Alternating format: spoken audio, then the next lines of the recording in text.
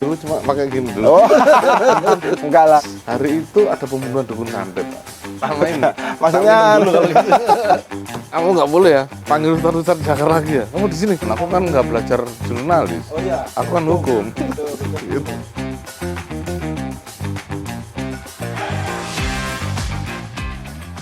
Assalamualaikum warahmatullahi wabarakatuh, Sobat Berita Jatim dimanapun kalian berada.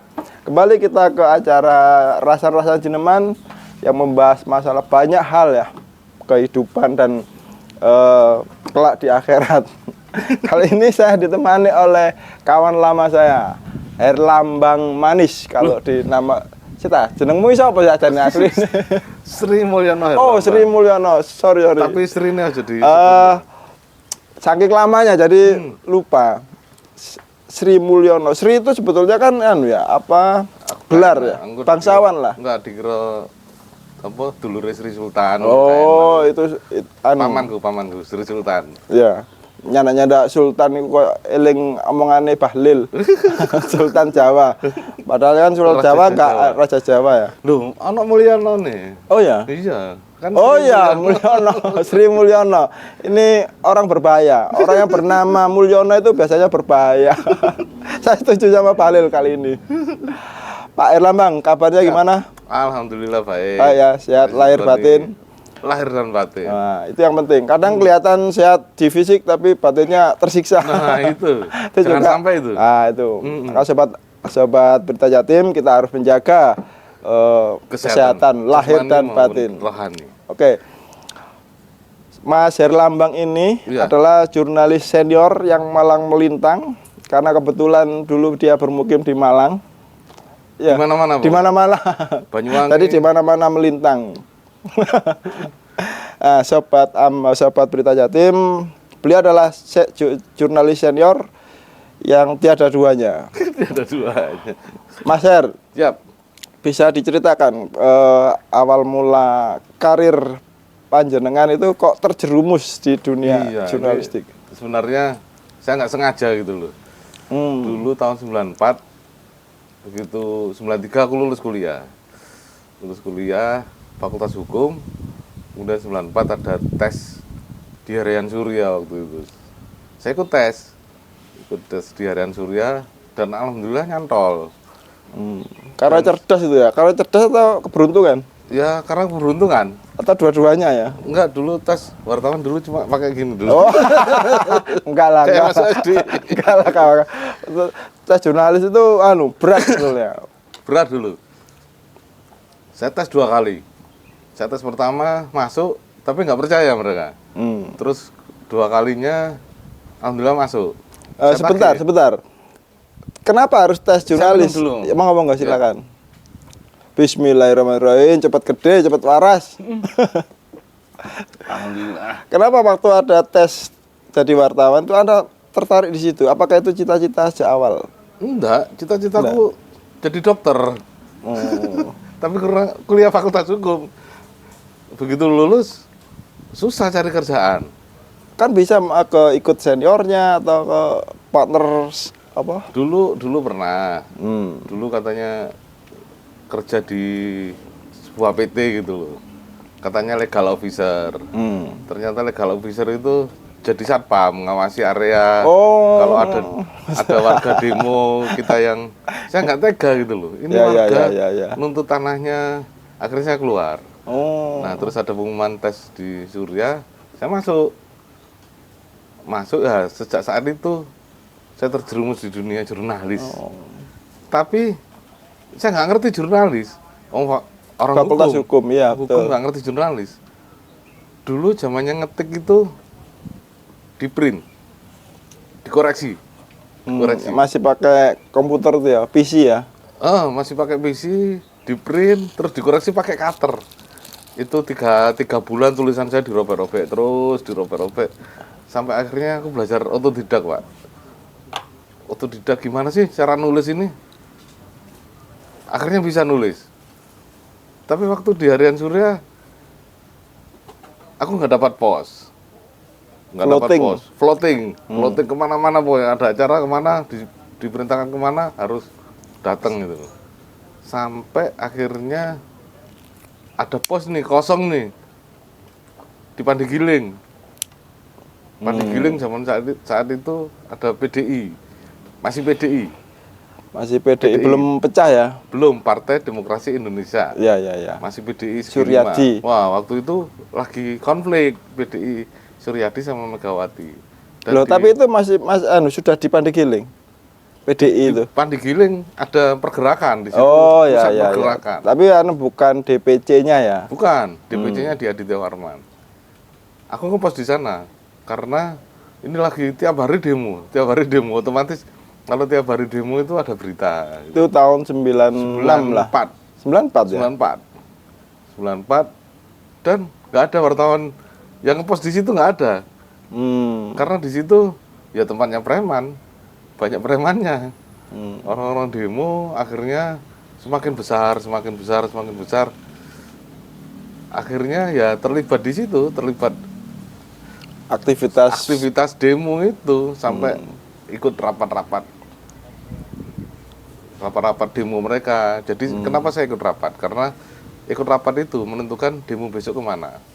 Berarti saya kan dapat berita duluan. Iya. Saya ketik duluan. Teman-teman wartawan lain belum. Gitu loh. Akhirnya berita tayang besok pagi, teman-teman bener demo, beritanya kan bener. Iya. Gitu loh. Yang berarti lain eksklusif ya? Eksklusif. Saya ngejar eksklusifnya. Sampai suatu saat itu saya ditarik sama orang Bakor Tanas. Ditarik keluar dari kantor PDI itu, dibawa ke... Oh, ditarik secara fisik? Maksudnya secara fisik. Ditarik, direkrut gitu enggak ya? Enggak. Oh, tapi kan direkrut. Ditarik secara paksa, dibawa ke jalan raya. Dan saat itu dimarah-marahi. Kamu ternyata terlibat demo-demo PDI, kamu juga ikut rapat-rapat gitu. Nah, saat itu aku juga marah, karena yang narik ini pakan preman gitu kan. Tatanya, siapa Mas? Waktu itu namanya Kapten Ismanto, saya masih ingat. Kapten Ismanto, Bakor Tanas. Kamu sampai ikut-ikut demo, aku ikut rapat lagi, bawa kamu. Mas, bapak saya itu tentara, dan kantornya di depan kantor sampean. CPM dulu ya? Bukan? CPM? Enggak, di Korem 084. Saya omongin identitas bapak saya, akhirnya diperiksa bener, ya udah, saya nggak jadi di tangan Bakor Tanas. Tapi sempat dibawa ke Bakor? Nggak sempat. Oh, enggak. Jadi dimarah-marahi. Ya saya juga marah-marahi karena pakan preman. Cuma pakan dinas, saya nggak berani marah-marah. Ya. Karena pakan preman sama-sama preman, ya sudah. Sampai kalau mau panggil saya, panggil aja di kantor. Kenapa harus dimarahi? Saya dilihat orang banyak ini. Sampai waktu itu akhirnya kantor itu mengharuskan tiap hari harus ada berita PDI. Karena ya melawan rezim Orde Baru. Ya, trending topik saat itu ya. Akhirnya saya pusing di situ. Mereka tiap hari tidak harus demo kan? Apa yang harus dibikin ini di PDI? Akhirnya aku dulu bikin cap jempol darah. Cap jempol darah pertama itu aku yang bikin. Epic itu. Iya. Di tahun itu. Mendukung Megawati waktu itu. Iya. Cap jempol darah. Padahal pertaruhannya itu bisa nyawa kalau saat itu ya. Iya, waktu itu cap jempol darah itu aku punya ide, waduh nggak ada berita ini. Akhirnya tak panggil temanku Satgas PDI, teman kuliah ini, kakak kelas, Geru namanya, Geru. Ger, sini Ger. Kita bikin cap jempol darah. Cap jempol darah gimana? Ya ditusuk sama jarum pentul. Wah nggak berani aku. Wah kamu gede Satgas ini nggak berani. Tak belikan alkohol, jarum pentul sama kapas.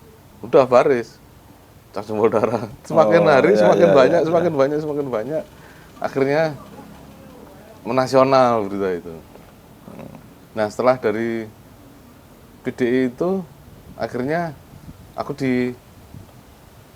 dipindah ke Banyuwangi. Nah Banyuwangi pas pindah ke sana persis hari itu ada pembunuhan dukun santet, Pak. Itu operasi Naga Hijau atau? Nah itu Gus Dur dulu bilang gitu. Gus Dur waktu itu sempat nanti akan ada operasi Naga Hijau. Dulu kan kalau Gus Dur di Jawa Timur mesti aku ikut kan. Oh iya. Kemanapun Gus Dur Jawa Timur saya ikut. Wow. Makanya Gus Dur sempat ngomong akan ada operasi naga hijau.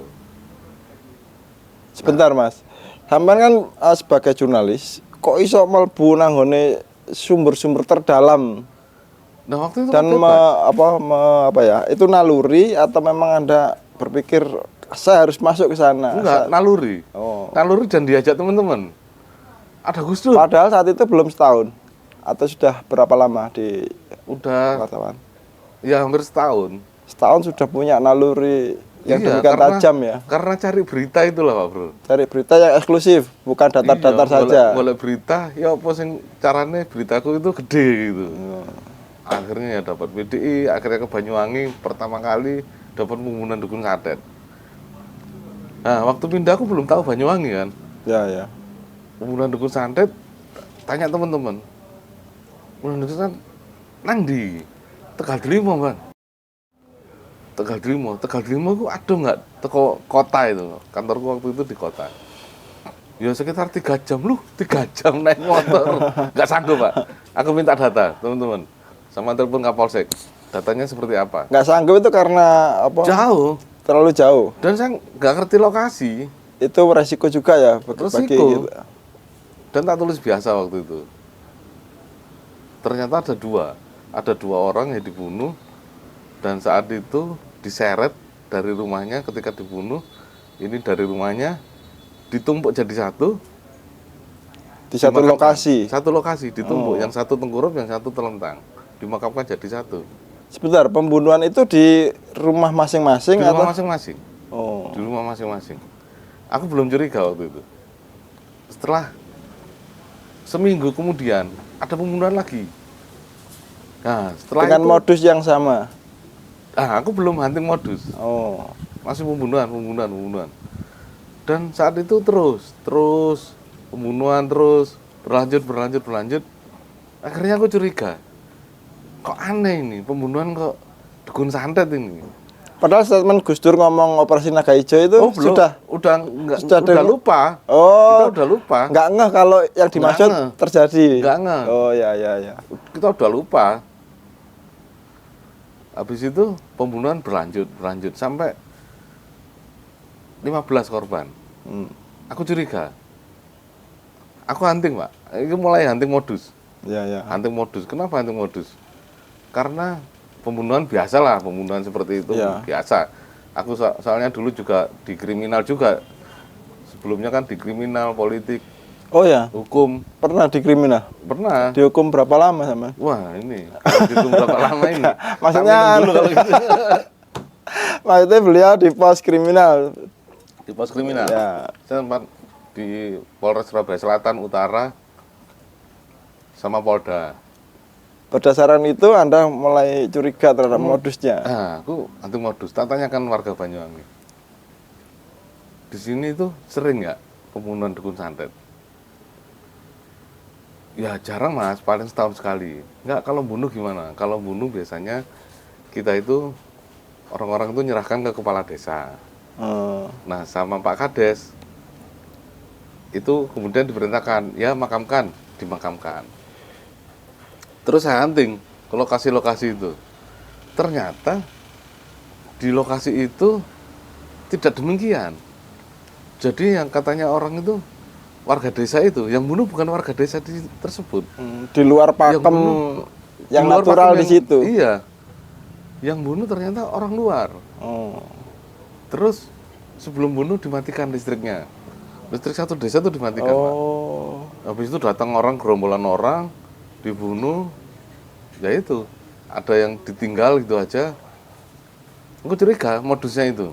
Saya tulis modusnya matikan lampu kayak, kemudian orang luar. Saat itu Anda curiga nggak kalau matikan lampu berarti kan kekuatan yang Belum. lebih besar? Oh. Aku nulis apa adanya. Nulis Ya. apa adanya karena matikan lampu, terus orang luar, itu masih saya tulis itu.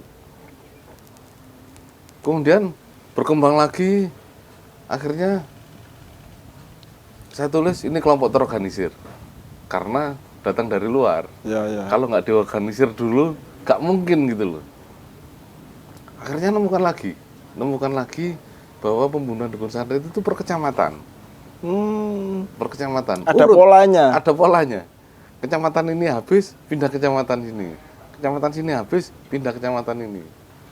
Nah, terpola. Jadi terorganisir, Dan itu terpola. selalu yang diidentikan dengan dukun santet. Dan saat itu dukun santet dulu. Terorganisir dengan pola, terus pakai modus matikan lampu. Kemudian aku nemu saksi. Dulu ada Pak Mateha namanya. Pak Mateha itu mau dibunuh. Katanya dukun santet. Tapi dia selamat gitu loh. Pak Mateha itu sampai telinganya nggak dengar karena diajar masa. Nah, sebelum pembunuhan Pak Mateha itu, saya nemu saksi yang dia itu naik pohon kelapa, mau ngambil buah kelapa. Nah, saat pembunuhan itu ada jeep di bawah pohon kelapa itu pakai radio komunikasi. Jeepnya ya hijau itu ya? Wah, Pak, saat itu nggak cerita warnanya apa. Itu loh Pak, pakai radio yang bisa halo-halo. Saksinya ngomong gitu, orang Banyuwangi Pak. Orang lokal, masyarakat lokal ya. Pakai radio yang bisa halo-halo. Nah, ini kan semakin menguatkan bahwa kelompok ini terorganisir gitu. Akhirnya tak tulis lagi. Kemudian cara membunuhnya. Ada lagi aku nemukan saya tulis terus itu di Harian Surya. Nemukan bahwa ada ternyata kenapa dukun-dukun santet dulu? Karena sebelumnya ada saksi lagi yang menyatakan bahwa yang diajak membunuh ini sebelumnya diminumi obat. Dengan minum obat itu dia beringas. Itu saksi pelaku? Saksi pelaku. Oh. Aku nemu saksi pelaku, anak-anak muda lagi nongkrong gini diajak naik truk bunuh gitu. Nah, di atas truk itu dikasih minum obat itu. Nah, dengan minum obat itu beringas bunuh, gak mikir gitu. Nah, saat itu tak hubungkan dengan aksi mahasiswa di UNER. Aksi apa ya? Mahasiswa demo di UNER, demo Orde Baru dulu. Di depannya RSUD Dr. Sutomo. Waktu itu mahasiswa demo ternyata disikat sama aparat. Aku ngomong aparat aja, aparat kan banyak ya. Iya. Disikat sama aparat. Begitu bel 3 kali, bel truk itu, din, mereka disikat sama aparat. Oh, kode itu ya. Yang anehnya, orang jualan di sekitar situ juga disikat. Oh. Beringas gitu. Nah, setelah Anda menduga bahwa peristiwa itu juga kemungkinan minum obat yang serupa sehingga dia beringas. Sepertinya. Nah, bapakku kan tentara dulu. Ya. Dulu tentara itu kalau dikirim perang itu disuntik dulu. Oh, itu sempat diceritakan. Cerita. Oh. Nah, kebetulan bapakku. Jadi ingatan-ingatan itu masing-masing nyambung. Ya, nyambung di kasus pembunuhan dukun santet ini. Nah, terus waktu itu ada tentara jatuh dari truk. Dibawa masuk ke RSUD karena masih seragam. Dokter RSUD waktu itu pro reformasi. Nggak ditangani, komandannya tahu, dibawa keluar, akhirnya diganti pakaian biasa. Itu biasa. Di Banyuwangi? Enggak, di sini, waktu di UNER itu. Diambil darahnya, ternyata di dalam darahnya itu mengandung cairan hormon yang bisa meningkatkan hormon adrenalin. Cairan yang bisa meningkatkan hormon adrenalin. Kalau hormon adrenalin udah meningkat, kita beringas. Apapun yang ada di itu dilawan. Nah, itu tak kaitkan dengan waktu itu. Nemu saksi itu kan, nemu saksi anak muda itu diajak membunuh. Begitu selesai membunuh dia obatnya habis. Dia nyesel gitu loh. Kenapa aku kok bisa seperti itu? Ya. Jadi ada hubungannya. Itu sempat Anda tulis? Saya tulis di Semanggi dulu, tabloid Semanggi. Aku udah pindah ke Jakarta di tabloid Semanggi. Dengan narsum yang disamarkan lah ya. Iyalah. Nah, itu saya tulis di tabloid Semanggi, ada hubungannya. Dan ternyata ada lagi. Ini belum sampai ke kiai ya. Sampai bunuh-bunuh guru ngaji belum. Nah, waktu itu setelah pembunuhan dukun-dukun santet itu aku nemukan lagi fakta bahwa camat-camat di Banyuwangi sebelumnya itu dikasih radiogram sama Pak Bupati, Bupati saat itu. Suruh data warganya yang dukun santet. Dan ternyata di Banyuwangi itu beda. Dukun santet itu dukun pelet. Yang dukun yang bikin sakit itu namanya dukun sihir. Itu. Dan setelah itu camat-camat yang setor, warganya yang dukun santet maupun dukun sihir itu dibantai. Yang nggak setor kayak kecamatan Giri. Masih ingat kecamatan Giri. Loh, camatnya yang dihabisi? Enggak, yang warganya yang Oh, santet. jadi Kan suruh data ini. Iya. Radiogram bupati itu Nama-nama yang tertera di data itu pasti habis. dihabisi. Oh. Itu. Yang camatnya yang nggak ngirim warganya dukun santet. Aman. Ngeri ya. Anda teringat nggak peristiwa Petrus ya, penembak misterius? Aku masih SMP kalau nggak SMA. Itu Petrus itu. nyantol nggak ke situ? Enggak nyantol ya? Enggak nyantol. Polanya kan mirip-mirip ya? Iya, kalau Petrus dulu kan preman-preman, ya. penjahat-penjahat. Kalau ini kan enggak. Orang nggak bersalah. Dukun santet dan santet itu bukan Pokoknya bukan dukun menyakiti, santet, dukun pelet. Santet kira-kira itu habis Banyuwangi. ya? Pokoknya dukun santet, dukun sihir dihabisin. Nah, setelah itu pindah ke guru-guru ngaji. Kenapa pindah ke guru ngaji?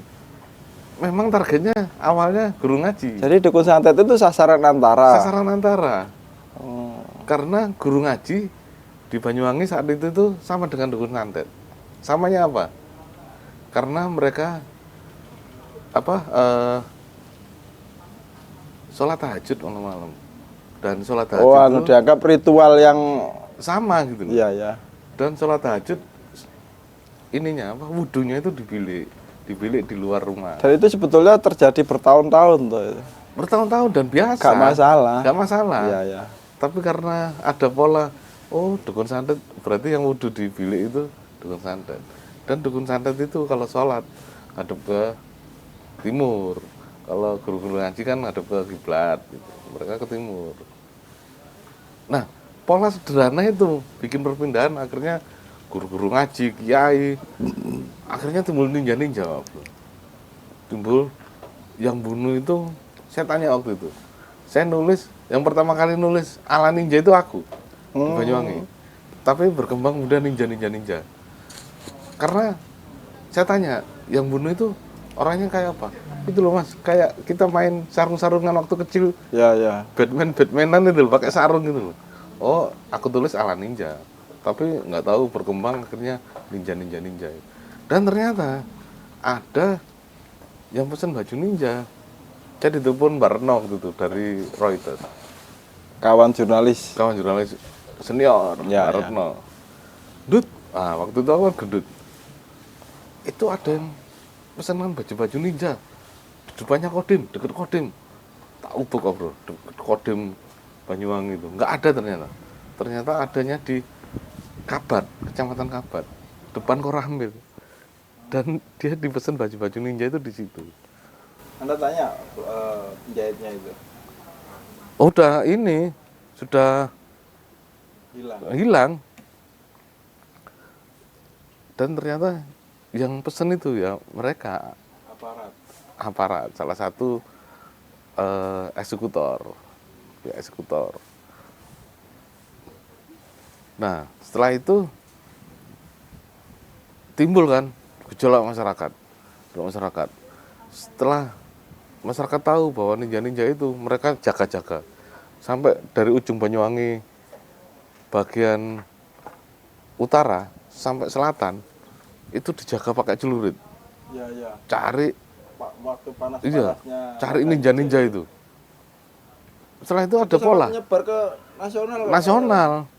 Karena ya itu teror itu akhirnya ke guru-guru ngaji. Orang asing yang datang ke sebuah perkampungan atau daerahnya ada ponpes itu selalu dicurigai. Nah, saya pernah masuk ke daerah-daerah situ. Saat itu baru teringat bahwa operasi naga hijau. Teringat omongan Gus Dur. Ya. Operasi naga hijau, apa ini operasi naga hijau itu? Disinyalir ya itu. Oke. Akhirnya 116 warga Banyuwangi menjadi korban, termasuk dukun santet maupun bukan. Ustadz kiai kampung. 116. Sampai di Malang orang gila dipotong lehernya, ditusuk pakai pisau, diarak gitu. Karena dianggap ninja. dukun. Dan kenapa itu terjadi? Karena di Banyuwangi saat itu musim orang-orang gila. Dianggap nyamar. Nyamar. Ada 16 orang gila yang ditangkap warga. Saya masih ingat betul. Terbunuh semua itu? Hah? Terbunuh semua? Enggak. Jadi mereka pihak eksekutor itu pakai pola orang-orang gila. Dan saat itu yang ditangkap itu ada pakai kaos, pakai baju compang-camping, tapi bajunya dalam, kaos putih bersih. Orang gila ini yang ditangkap warga. Ada lagi yang orang gila yang di dompetnya ada duit 500.000. Di dompetnya ini, masa orang gila punya duit 500.000? Gila. Terus orang gila Banyuwangi logatnya Sunda. Aneh gitu kan. Masa orang Sunda sana sampai jalan ke Banyuwangi? Terlalu jauh. Pantaslah kita curiga terhadap apapun ya. Kan sensi, kondisi yang sangat sensi. Dan isu itu menjadi isu nasional. Mungkin internasional juga. Karena kemudian melibatkan, dianggap terduga ya. Melibatkan banyak jenderal-jenderal loh. Waktu itu Gus Dur juga kenceng mengomentari masalah isu ninja, operasi naga hijau dan lain-lain. Banyak peristiwa besar yang Anda... Saya masih ingat toh itu kan? Ingat. Karena saya juga terlibat, maksudnya masih liputan. Belajar liputan. Isu nasional Anda banyak terlibat di situ. Termasuk PDI dari kecil, ya kasus Pandegiling. Terus ninja dari kecil sampai Kongres, PDI sampai Kongres. Yang saya dengar Anda juga masuk ke wilayah teroris. Teroris masuk, tapi ketika di Trans TV. Di Trans TV. Iya. Tapi masih dalam rangka sebagai jurnalis toh. Sebagai jurnalis, saya nggak berani masuk sebagai pribadi. Iya, di Bali. Di Bali, aku 4 hari sebelum kejadian di Bali, aku itu dari Bali. Ya seminggu lah. Tapi nggak dengar itu ya? Dengar. Aku waktu itu liputan penyelundupan baju-baju bekas di Bali. Baju-baju bekas di Bali sama Kasat Reskrim Polres Denpasar. Saya tuh nggak boleh pulang. Mas, jangan pulang dulu. Kita Sabtu nanti ada ini penggerbekan besar-besaran ini. Nah, waktu itu aku untuk kupas tuntas. Penggerbekan apa yang dimaksud? Anda tahu? Apa? Penggerbekan apa yang dimaksud? Penggerbekan baju bekas. Oh, ya. Wah, Dan saya nggak bisa, Dan, karena nanti sore saya harus kirim gambar ke Jakarta dan malamnya tayang. Akhirnya pulang dari Bali itu peristiwa itu terjadi. Tapi saya nggak sempat ke sana lagi karena duit saya habis. Nggak bisa terbang. Dan penerbangan sudah tutup. Pasca itu dengar Anda masuk ke narsum yang paling inti di keluarga Amrozi. Iya. Nah, di Amrozi itu saya ke sana. Saya waktu penangkapan Amrozi itu saya masih di Pamekasan. Amrozi itu kan pelaku utama ya? Pelaku utama. Penangkapan itu saya masih di Pamekasan. Pamekasan pakai jeep ini, jeep bodol ini.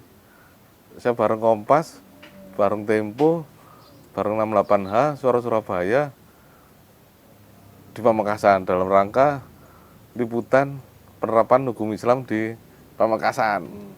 ASN itu harus sholat kalau waktunya sholat. Belum sempat liputan, turun dari mobil dengar ada penangkapan teroris, bukan Amrozi waktu itu. Pokoknya teroris di Lamongan. Kayak bintang konversi itu. Apa itu? Sing lho. Kan itu Amrozi itu. Yang sempat dihukum mati itu. Fotonya viral di mana-mana waktu itu. Imam Samudra tuh? Imam Samudra.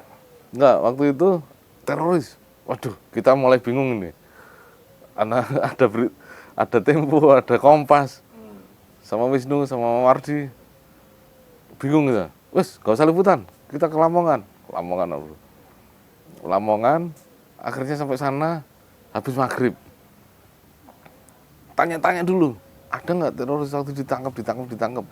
Tanya ada 1000 kali ya, Mas. Baru tahu di Solokuro, Sebuah daerah di Lamongan di ya. dekat Paciran, rupanya Amrozi, di pondok pesantrennya penangkapan. Nah, waktu itu juga kita belum tahu itu namanya Amrozi, pelaku bom Bali, gitu. Kita belum tahu. Pokoknya tiap hari saya ke sana.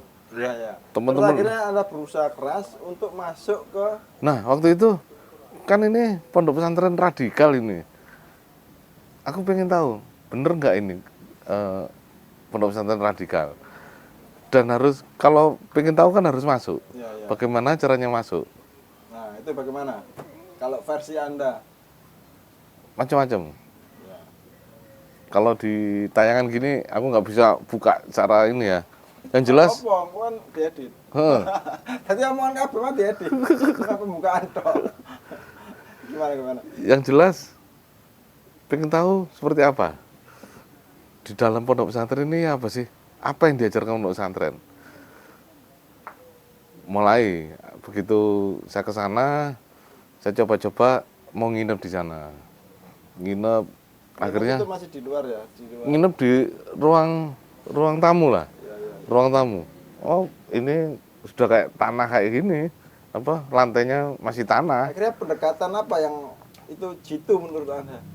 Ya itu. Yang bisa diterima. Akhirnya saya di ruang tamu, alasan banyak nyamuk. Pertama banyak nyamuk. Wah, banyak nyamuk ini. Ya terus beli autan. Oh, jauh. Pondok pesantren Amrozi dulu jauh dari mana-mana. Nggak ada toko. Wah, jauh ini. Ya wes, nginep di ruangannya Ustadz aja. Jadi itu pendekatan humanis ya. Pendekatan humanis. Akhirnya saya boleh tidur di ruangannya Ustadz. Begitu boleh tidur di ruangan Ustadz, subuh kan harus bangun sholat subuh nih. Ya. Sholat subuh, bangun, begitu sudah terang, tak lihat, wah kumuh gini, aku izin, tak liput ya, pondok pesantrennya ini ya. Oh jangan mas, yang kumuh kayak gini, nggak apa-apa, justru kumuh ini kan di luar ini apa? Di luar pengetahuan orang di luar pondok ya. Enggak, ini kan artinya nggak pernah dapat bantuan dari pemerintah segala macam. Nggak apa-apa, aku liputan. Sampai proses belajar mengajarnya boleh. Sampai gedung kelasnya itu bolong-bolong. Bolong-bolong, ya kalau kecil, bolong-bolong gede. Jadi orang bisa. Jadi setelah lihat. liputan itu dapat bantuan beneran? Belum.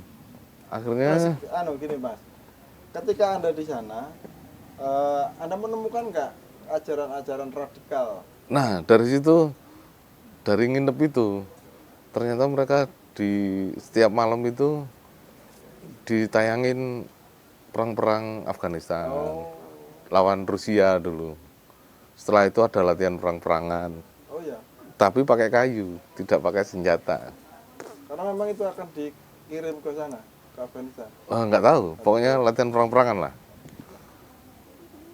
Nah, dari situ mulai akrab. Akrabnya itu diajak bercanda. Ya. Ya, kan ada namanya Ustadz Zakaria, kepala sekolah pondok pesantrennya Amrozi. Ketika Ustadz Zakaria itu sangar berewokan gede gitu. Sekarang beliau sudah S3, sudah dapat S3. Sekarang kena diabetes, kurus. Teman-teman lain begitu beliau keluar itu diwawancarai, Ustadz. Aku sendiri tanya, Ustadz Jakar. Woi, siapa panggil aku Ustadz Jakar? Erlambang Ustadz dari Trans TV Ustadz. Kamu nggak boleh ya panggil Ustadz Jakar lagi ya. Kamu di sini. Nanti wawancara setelah teman-temanmu. Itu memang by design ya. By design. Masuk, gitu. Iya masuk ini. Perhatian gitu ya. Ditanya, kenapa mau panggil Ustadz Jakar? Pelajaran kawan-kawan. Katanya Ustadz yang lain cuma sampai entok mas yang berani panggil Ustadz Jakar kan namanya Ustadz Jakar iya. Kalau tak panggil Ustadz Ria, Ustadz aja nanti berani. Dimarahi. Makin akrab. Untungnya malah gak diusir. Oh nggak diusir di situ. Ini juga beresiko. bisa semakin akrab juga semakin jauh. Iya, Anda akhirnya ambil ini resiko itu tak ambil lah. Akhirnya juga diajak makan bareng. Diajak makan bareng di pondok pesantren kan makannya satu nampan gini jadi satu. Waktu itu Jadi dari situ Anda dapat keterangan-keterangan yang eksklusif lah. enggak. Enggak juga? Dari situ kita akrab aja. Akrab. Tapi liputan di dalam pondok pesantren bebas. Lebih bebas dari yang lain karena teman-teman lain nggak bisa masuk. Aku berpikir nanti kalau suatu saat ini eksekusi, aku pasti balik sini. Dan benar itu. Itu terjadi setelah beberapa waktu ya. Beberapa waktu Jadi kemudian itu benar teknik eksekusi. jurnalis yang tidak diajarkan di sekolah manapun ya. Itu Dan aku kan nggak belajar jurnalis. Oh iya. Aku kan hukum. Betul, betul, Gitu. betul. Ini lebih cerdas dari jurnalis. Oke, Mas Herlambang, karena perbincangan ini sebetulnya menarik, bisa berjam-jam berhari-hari ya, tapi Banyak. lah ya makanya mungkin disambung Tak jabanin di kalau. lain kesempatan Ya, karena kita dibatasi oleh durasi. Semoga apa yang kita bicarakan ini bisa menjadi manfaat bagi semuanya. Oh, terima kasih Mas Herlambang sudah ya. berkenan untuk membagikan ilmu, pengalaman dan lain-lain. Demikian acara ini kami tutup. Salam sehat buat sahabat Berita Jatim semua. Sehat selalu lahir dan batin. Terima kasih. Amin, amin. Wassalamualaikum warahmatullahi wabarakatuh. Waalaikumsalam warahmatullahi wabarakatuh.